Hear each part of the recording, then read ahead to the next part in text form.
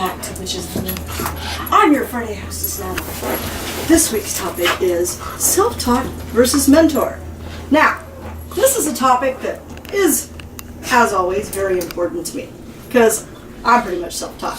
So that should tell you just about everything I feel about the issue. Now, that being said, I'm not against having a mentor because sometimes it's a good idea to have somebody you can go to for questions. I will tell you that I'm going to get a little deeper into that topic in a couple of weeks when we talk about having students and teaching people in the craft. Because I've got a few pet peeves about being a mentor that I would like to address in that video.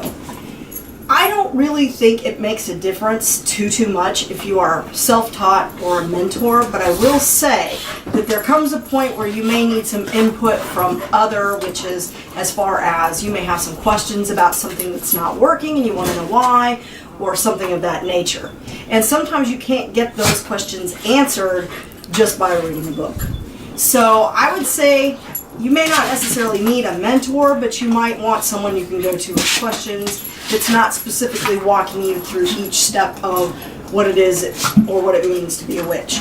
You can do a lot of reading. There are a lot of good books. There's a lot of places you can learn. And I will tell you, when you do select a mentor, I would be very careful about staying away from anyone who says you must do this way. Because this is a very self-directed path. It relies on your own intuition, your own visualization, your own intention, and your own ability to morally police yourself. So I would tell you that if somebody tells you you absolutely must do it this way and it doesn't resonate with you, I would be ditching that mentor and finding me some other way to go.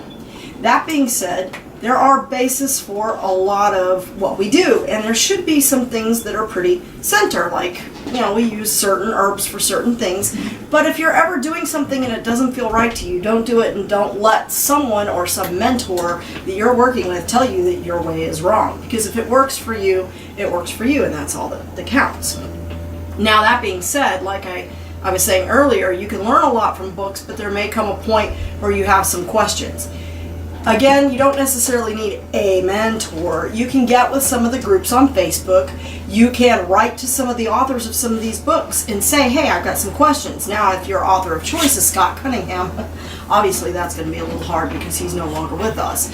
But there are a lot of people who knew Scott and studied with him and know him very well, so they may be able to answer the question that you have about his writings.